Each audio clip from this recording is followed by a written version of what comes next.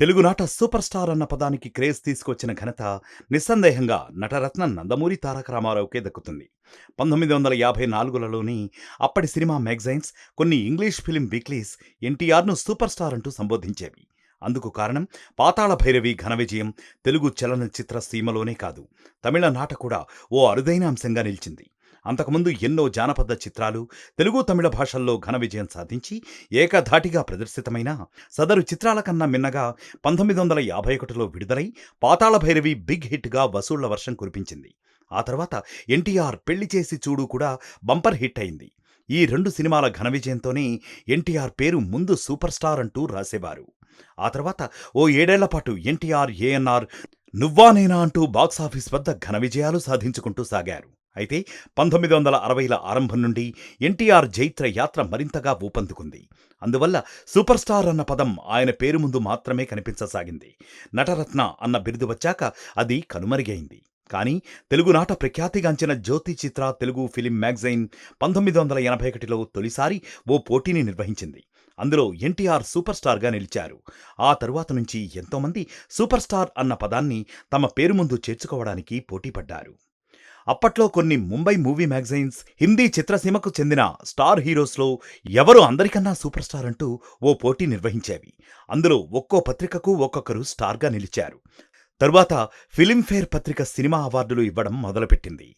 ఓ సంవత్సరంలో విడుదలైన సినిమాల జాబితాను ఇస్తూ అందులో ఉత్తములుగా నటీనటులను, సాంకేతిక నిపుణులను ఎన్నుకునే బాధ్యతను పాఠకులపైనే పెట్టేది. ఆ స్ఫూర్తితోనే తెలుగులో కొందరు ఫిలిం క్రిటిక్స్ పోటీలు పెట్టారు. వాటిలో కూడా ఎన్టీఆర్ ఎక్కువసార్లు నంబర్ 1 హీరోగా నిలిచారు. ఏఎన్ఆర్ ఒక సందర్భంలో టాప్ హీరోగా ఎన్నికయ్యారు. అదలా ఉంచితే 1981లో ఎన్టీఆర్, ఏఎన్ఆర్ సినిమాలు ఢీ అంటూ ఢీ అని సాగాయి. రామారావు గజదొంగ, కొండవీటి సింహం వసూళ్ల వర్షాలు కురిపిస్తే, అదే ఏడాది ఏఎన్ఆర్ శ్రీవారి ముచ్చట్లు, ప్రేమాభిషేకం ఘన విజయం సాధించాయి. అలాగే కృష్ణ ఊరికి మొనగాడు కూడా బంపర్ హిట్ అయింది. ఈ నేపథ్యంలో తెలుగు సినిమా వీక్లీ జ్యోతి చిత్ర సూపర్ స్టార్ ఫిలిం బ్యాలెట్ను ఏర్పాటు చేసింది. 1981 చివరిలో కొన్ని వారాల పాటు సూపర్ స్టార్ ఫిలిం బ్యాలెట్ను జ్యోతి చిత్ర సినిమా వీక్లీలో ప్రచురించారు. బ్యాలెట్లో అర్హులైన హీరోలలో ఎన్టీఆర్, ఏఎన్ఆర్, కృష్ణ, శోభన్ బాబు, కృష్ణంరాజు, మురళీమోహన్, చంద్రమోహన్ వంటి వారితో కలిపి మొత్తం 10 మంది బొమ్మలు వేశారు. ఈ ఫలితాలు 1982 ఫిబ్రవరి ప్రాంతంలో జ్యోతి చిత్రలోనే ప్రకటించారు. అందులో నటరత్న ఎన్టీఆర్ ప్రథమ స్థానంలోనూ, నట సామ్రాట్ ఏఎన్ఆర్ ద్వితీయ స్థానంలోనూ, కృష్ణ తృతీయ స్థానంలోనూ నిలిచారు. అందులో ఎన్టీఆర్కు 3,63,447 ఓట్లు లభించాయి. అది మొత్తం ఓట్లలో 46% కాగా, ఏఎన్ఆర్కు 3,39,774 ఓట్లు అనగా 43% ఓట్లు లభించాయి. అలాగే కృష్ణకు 31% ఓట్లు అనగా 2,44,932 ఓట్లు లభించాయి. ఆ తర్వాత మరికొన్ని వారాల పాటు దర్శకుల్లో సూపర్ డైరెక్టర్, హీరోయిన్స్లో సూపర్ హీరోయిన్కు కూడా పోటీ నిర్వహించారు. దర్శకుల్లో దాసరి నారాయణరావు, హీరోయిన్స్లో జయసుధ విజేతలుగా నిలిచారు. 1982 ద్వితీయార్థంలో జ్యోతి చిత్ర వీక్లీ ఈ సూపర్ స్టార్స్ అవార్డుల వేడుకను ఘనంగా నిర్వహించింది. అప్పటికే ఎన్టీఆర్ తెలుగుదేశం పార్టీ నెలకొల్పి ప్రచారంలో ముమ్మరంగా పర్యటిస్తున్నారు. అందువల్ల ఈ అవార్డుల వేడుకలో ఎన్టీఆర్కు బదులుగా ఆయన నటవారసుడు బాలకృష్ణ హాజరై సూపర్ స్టార్ అవార్డును అందుకున్నారు.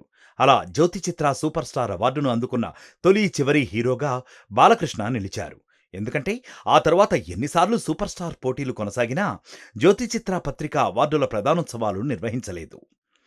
దర్శకునిగా దాసరి నారాయణరావు, నాయికగా జయసుధ కూడా అవార్డుల వేడుకల్లో పాల్గొని తమ పురస్కారాలను సొంతం చేసుకున్నారు. తరువాత 1982లోనూ సూపర్ స్టార్స్ ఫిలిం బ్యాలెట్ నిర్వహించింది జ్యోతి చిత్ర. అయితే ఈ బ్యాలెట్స్ను 1983 సంచికల్లో ప్రచురించారు.